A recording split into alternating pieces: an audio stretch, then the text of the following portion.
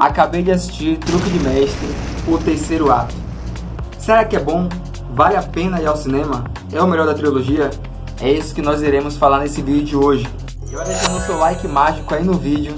Meu nome é Marcos Paulo e seja muito bem-vindo ao canal Além da Tela. Vamos!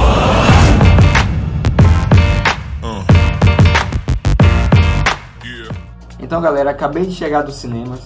Eu vou lhe falar uma coisa. Truque de Mestre, o terceiro ato, é um filme para aqueles que curtiram Truque de Mestre, o primeiro, e Truque de Mestre, o segundo ato. E eu vou lhe falar o porquê. Porque, infelizmente, na minha opinião, se tornou mais do mesmo. Eles não são mais mágicos.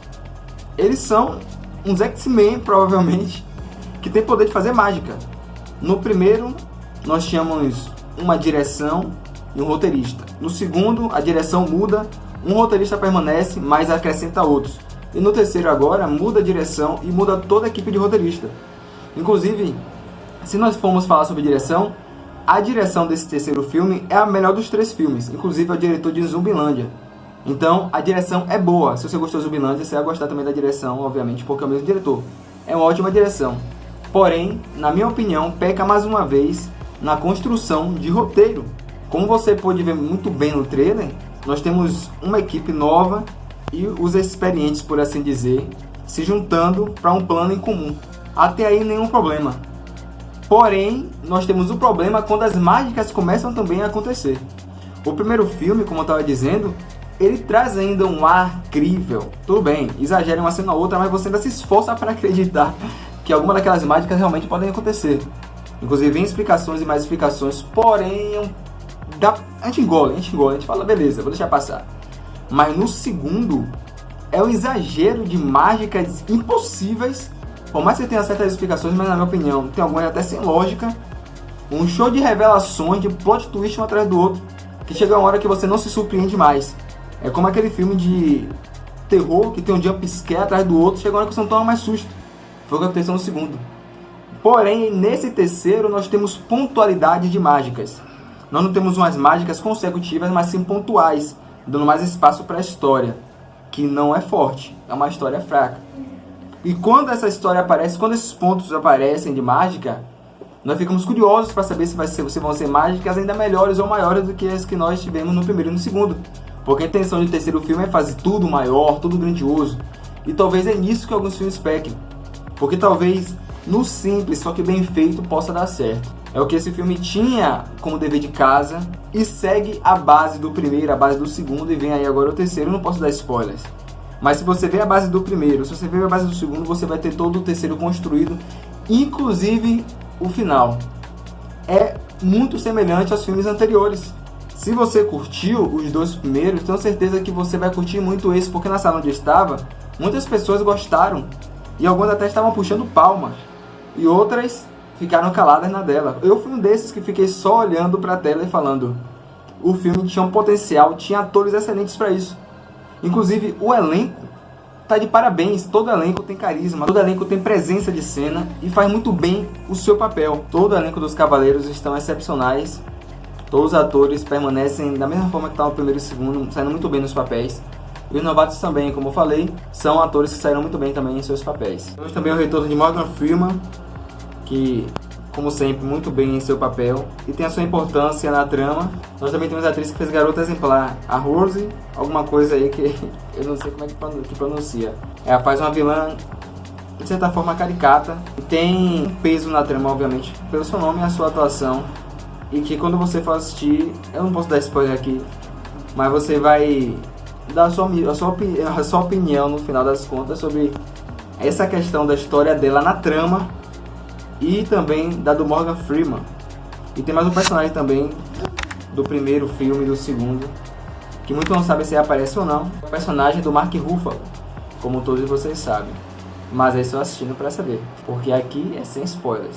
Realmente o que fica devendo no filme é uma história bem construída. Porque quando nós juntamos as duas equipes, a novata e a experiente, até que o filme ia funcionando. Eu achei que ficaria chato. Eu achei que seria algo cansativo. Teria aquele personagem chato, aquele personagem sem noção. Mas não é isso que acontece. Eles também têm talento para a mágica. E quando se junta, você vê um bom equilíbrio até que funciona. Mas quando a mágica começa a acontecer, se torna superpoderes de X-Men. Uma boa parte das mágicas, por mais que venha a explicação depois, é uma explicação que sai da realidade praticamente. Você tem que estar com a sua suspensão de descrença bem alta para você acreditar no que você está assistindo. E quando nós começamos a progredir num filme, quando você vai evoluindo, o filme segue a base dos primeiros, como eu disse. Então, início mágica, no meio mágica, terceiro um grande ato de mágica. Mas diferentemente do segundo, que era uma atrás da outra, nesse nós temos mágicas pontuais. O que faz com que, ok, a gente venha aceitar até de bom grado, mas extrapola o limite da realidade. Nós temos um filme onde, novamente, tem plot twists que você vai ficar... Hã? Ao quê? Tem coisas que acontecem que você, no final, não vai acreditar que isso aconteceu. Você vai falar, não é possível que esse personagem fez isso há tanto tempo e aquele outro personagem, quem estava ali, agora está aqui, que é isso? Você vai se esforçar para acreditar, mas, sinceramente falando, exagera. Tenta ofender a nossa inteligência de certa forma, criando uma história quase impossível de ser real. Um filme que demorou 10 anos para ficar pronto, praticamente 10 anos para entregar essa história. Mais uma história Sessão da Tarde. Mais uma história que, na minha opinião, decepciona. É claro que isso vai do ponto de vista. Se você curte o primeiro e o segundo, como eu disse, você vai curtir muito esse. Tenho certeza, inclusive porque não exagera tanto como o segundo.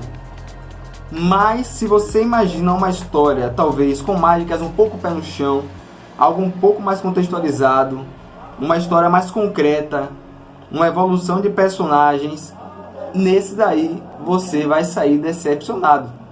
Se vale ou não a pena ir ao cinema, vai de que público você é. Se é aquele que gosta muito dos primeiros, se é aquele que achava que poderia ser melhor.